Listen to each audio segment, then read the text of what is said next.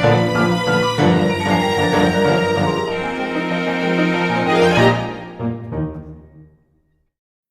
Sobat Dinkes, kembali lagi di PDKT, Podcast Dinas Kesehatan Tangerang Selatan. Perkenalkan, nama saya Iksan, selaku host dalam acara kali ini. Bersama narasumber kita yaitu Apoteker Ibu Cici Rona S. Farm dari Tim Kerja Kefarmasian dan Pangan. Di acara hari ini, kita akan membahas tentang keamanan pangan, di mana pangan ini menjadi salah satu kebutuhan penting bagi kebutuhan manusia.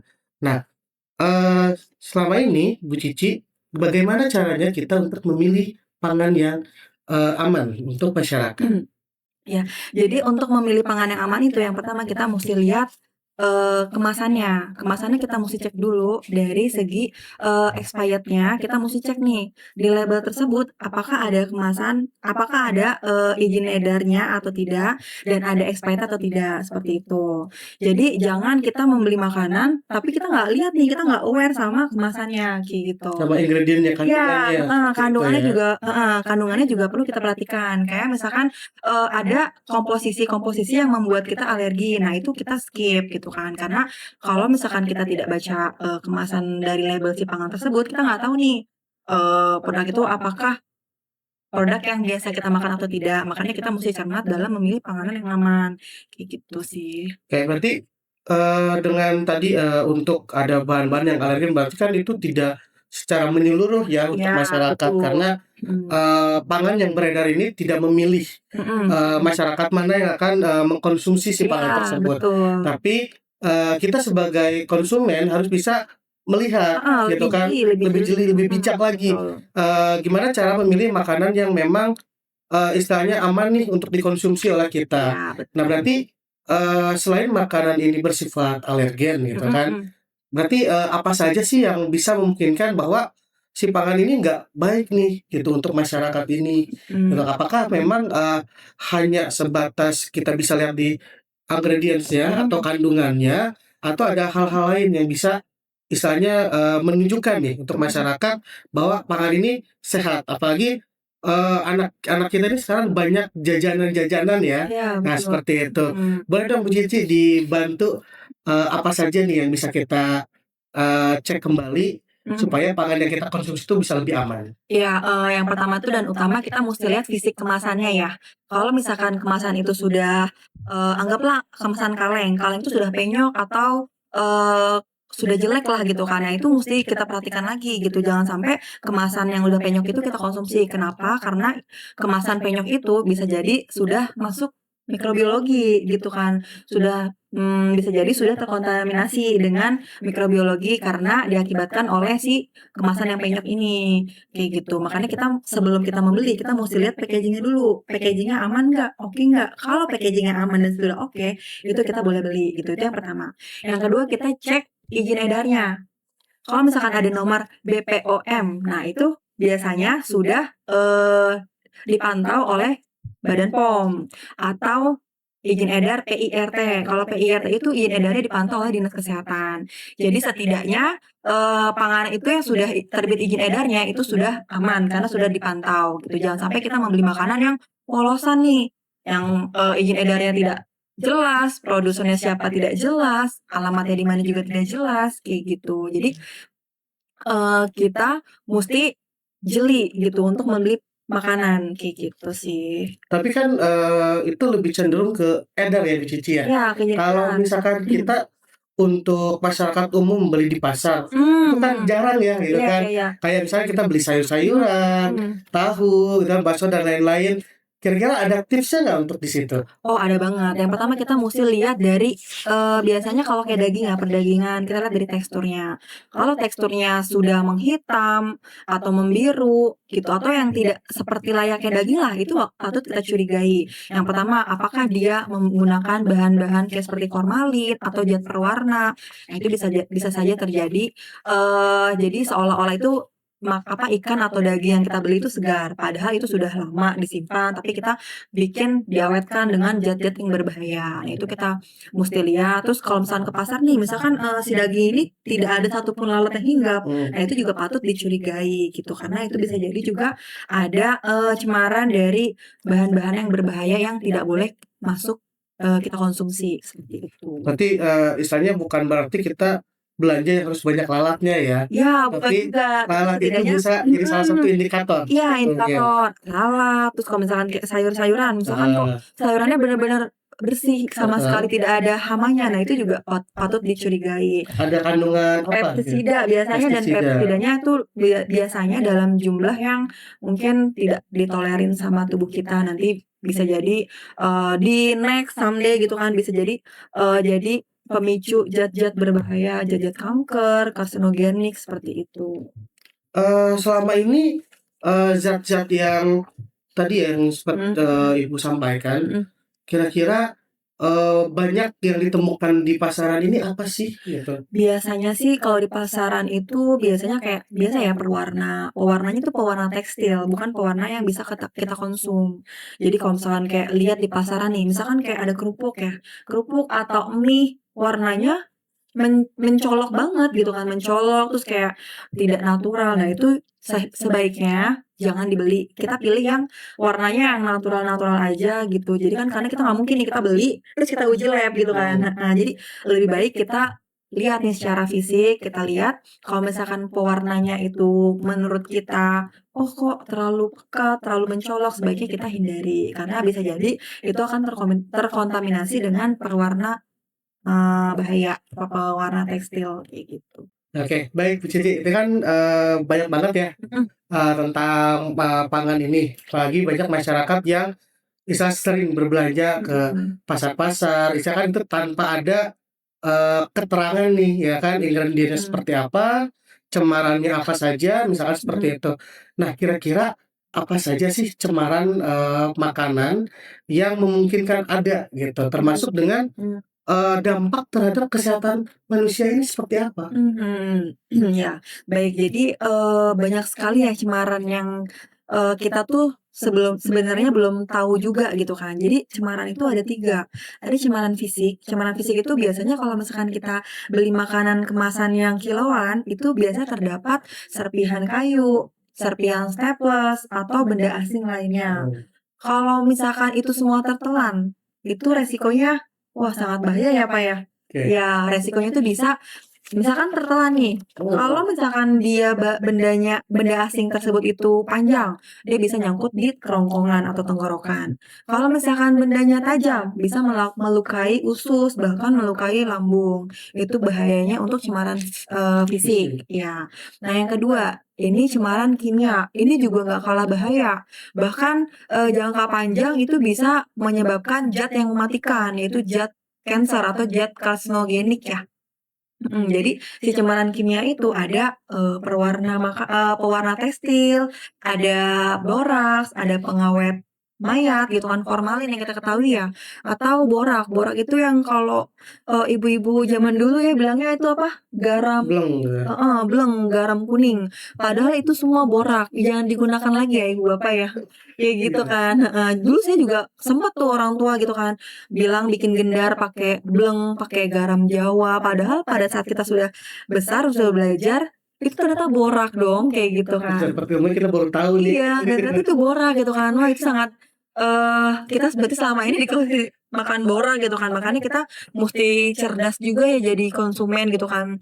Jadi tidak hanya mengandalkan dari, eee, si penjual menjual kita beli langsung, oh enggak, kita musti cermat juga untuk membeli, makanan yang harus kita makan kayak gitu kan. Dan bahayanya apa sih untuk cemaran kimia itu, bahayanya yang tadi aku bilang, dia karena itu tidak larut dalam tubuh kita ya, jadi dia akan melakukan penumpukan.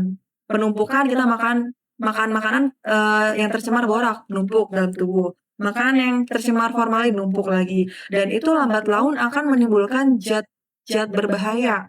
dan penyakitnya macam-macam. Bisa jadi autoimun, bisa jadi kanker, yang paling sering tuh kanker. Karena memang kanker itu kan dia itu, akumulasi dari zat-zat atau, polusi-polusi itu jadi satu dalam tubuh kita. Nah, itu bisa menjadikan, si sel kanker ini aktif. Sebenarnya dalam diri kita itu sudah ada sel kanker, tapi dia masih tertidur. Nah, dengan cara makan kita atau pola makan kita yang tidak baik, itu akan membangkitkan atau membangunkan sel tersebut. Makanya kita penting memilih makan pangan yang aman, kayak gitu. Dan yang terakhir adalah, cemaran dari mikrobiologi. Mikrobiologi itu tercemar bisa jadi dari, bakteri, Salmonella, bakteri E. coli, atau bakteri lainnya. Itu dia menyebabkan apa sih? Kalau dari cemaran bakteri ini, mikrobiologi itu dia menyebabkan bisa jadi diare, bisa jadi muntah-muntah, mual, kayak gitu kan. Dan lebih parahnya lagi menimbulkan penyakit. Penyakit apa sih? Penyakit hepatitis, penyakit TBC, dan lain sebagainya yang penularannya itu melalui air liur. Makanya penting sekali kita membeli pangan atau makanan dari si pelaku usaha yang tertib nih, yang apa namanya, Menggunakan APD gitu ya, betul. Jadi pelindung diri. penting banget karena kita nggak tahu nih mereka itu jualan pasti mereka ngobrol, nggak mungkin mereka jualan tuh kayak diem dan nggak nanya pembelinya mau beli apa, nggak mungkin kan gitu kan. Dan itu kita nggak bisa kontrol nih, air liur ini akan muncratnya kapan, kita nggak bisa kontrol. Dan paling penting dan paling benar kita cari penjual yang pakai masker, itu udah pasti mereka menjaga keamanan di poin, pencemaran mikrobiologi, itu mereka menjaga itu dengan memakai masker, kayak gitu. Dan yang terakhir adalah, bukan cemaran ya, lebih ke zat-zat alergi. Biasanya zat-zat alergi itu kita bisa temukan di label. Si pelaku usaha itu akan menebalkan, zat-zat yang mengandung alergi. Ada tulisan khusus gitu ya? Sebenarnya bukan tulisan khusus ya, lebih ke, Penanda. penandaan. Jadi dia lebih tebal daripada si ingredient lainnya. Itu untuk menandakan si zat itu mengandung alergi, gitu. Alergi juga lumayan sangat berbahaya. Dia bisa menyebabkan apa? Sesak nafas, terus pusing, mual, muntah, kejang juga bisa. Jadi memang kita sebagai konsumen yang musti lebih pintar daripada penjual atau, produsennya ya, seperti itu sih. Nah, Gitu ya, Pak. itu kan, tadi untuk dari segi cemaran-cemaran ya, Cici ya, ada cemaran fisik, Iya. kimia, terus ada, mikrobiologi ya, seperti itu. Mikrobiologi. Nah, berarti kan, istilahnya kita harus bisa membentengi diri ya. Nah, gimana sih, ada nggak, rekomendasi gitu kan, atau langkah-langkah cara supaya, kita itu bisa, menyimpan makanan ini dengan baik dan benar? Oke, kita, ada sih beberapa cara. Yang pertama kan kalau makanan yang sudah kita buka, kita pasti udah tahu dong musti masukin ke dalam kulkas, Iya. gitu. Jadi untuk makanan-makanan segar itu, pembelian setelah kita beli dari pasar kita musti cuci. Kita musti cuci, terus kita musti taruh dengan penyimpanan yang, sesuai. Kayak misalkan dari, kecambah-kecambah itu kita bisa kasih alas tisu dulu atau kita bisa kasih air agar, kesegarannya itu masih terjaga. Kita masukin ke dalam kulkas, terus, untuk kayak, umbi-umbian ya kayak misalkan, kunyit, terus kencur dan sebagainya itu kita cuci bersih, kita rendam air, kita masukkan ke toples, kita tutup. Serai juga bisa seperti itu. Dan untuk makanan tahu, tahu itu kita bisa rebus dulu, kita rebus, kita beri garam, kita beri, bawang putih, terus kita tiriskan sampai kering. Nah, itu bisa tahan tuh beberapa hari di kulkas gitu. Kayak, sayur-sayuran juga sama, kita cuci bersih dulu, terus kita tutup pakai, wadah yang kedap udara dan dikasih tisu. Biasanya itu akan memperpanjang masa simpan si, pangan segar ya, pangan segar. Kalau untuk pangan olahan pasti setelah kita buka nggak habis nih, kita pasti harus tutup tutup kemasannya. Kalau ada ziplock-nya kita bisa tutup di ziplock-nya, kalau misalkan nggak ada kita bisa, pakein karet lah atau apa gitu. Untuk kemasan yang, seperti sambal-sambalan setelah kita buka kita bisa simpan di kulkas biar tidak ada cemaran mikrobiologi, kayak gitu sih. Oke, berarti, memang untuk si penyimpanan ini cukup penting ya, selain tadi dijelaskan sendiri untuk, Oh ya, satu lagi. pengolahannya nih. Jadi, sebelum disimpan kita pun ada pengolahan dari pencucian. Ya. Jadi salah satu langkah atau cara supaya kita bisa menyortir bahwa makanan ini tidak ada cemaran lain, Ya, gitu kan, terus betul. menghilangkan dari cemaran-cemaran juga sebelum disimpan, termasuk tadi untuk makanan yang matang dan tidak matang bisa dipisahkan gitu ya untuk penyimpanannya. Selain itu ada lagi nggak ini? Ada lagi.